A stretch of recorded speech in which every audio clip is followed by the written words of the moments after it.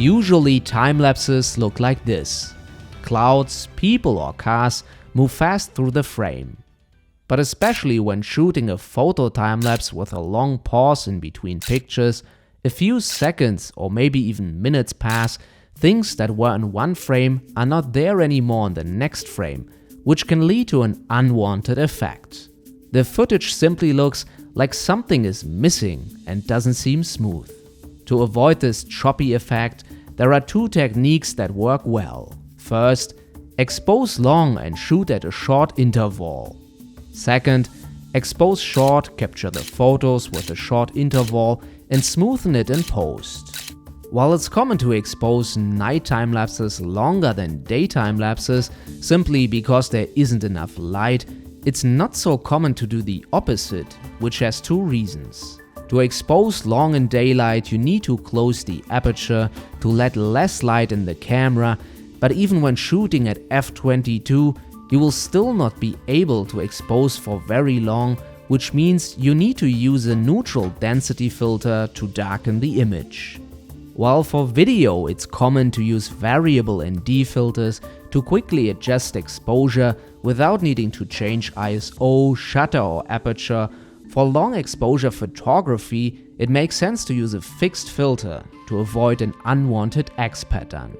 I recommend using a filter with ND1000, also known as ND3, to let as little light through as possible. That way you can easily expose for at least 2.5 seconds on a very sunny day, but often even for more than 10 seconds.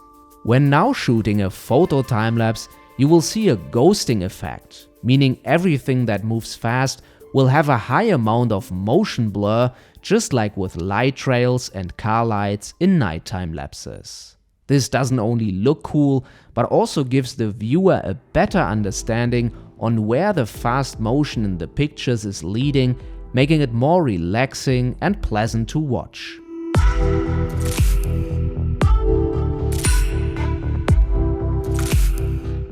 To get the best out of this technique, it is important to keep the interval as short as possible, otherwise there is a gap in between frames, which means frame 1 and 2 are visually not well connected.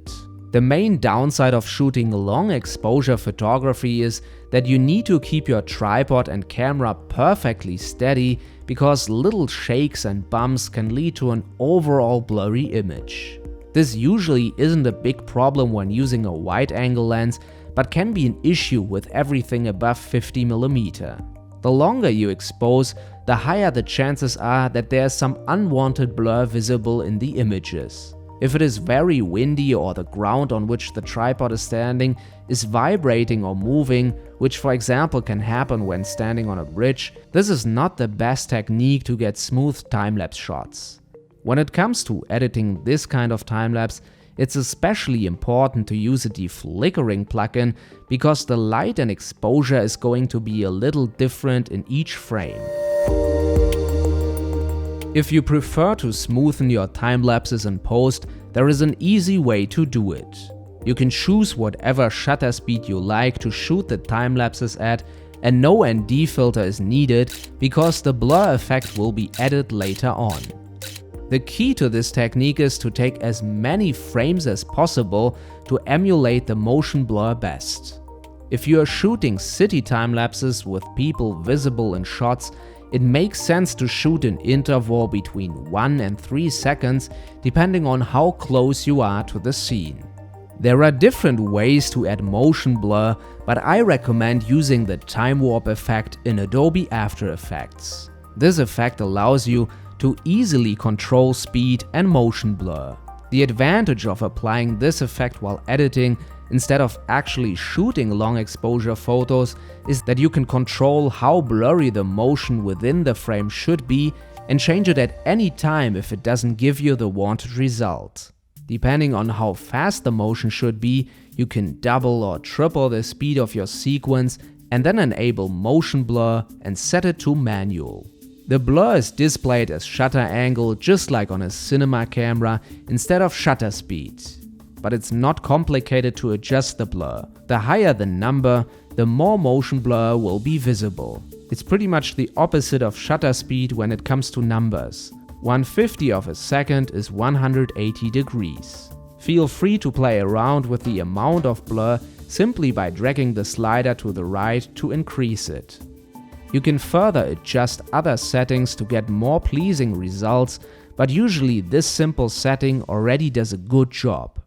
There can definitely be some issues when different motions are overlapping, so it's not an effect that always gives me the wanted results, but definitely a good alternative to shooting long exposure time lapses.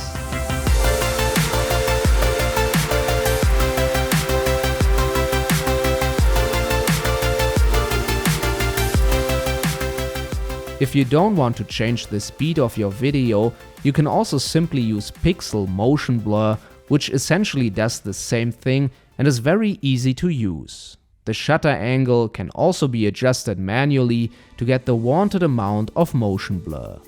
I sometimes also add motion blur in post simply because it's too windy outside to expose long in the field and the lenses on the camera are moving or shaking, which is especially an issue with big telephoto lenses and, like mentioned earlier, lead to a blurry image.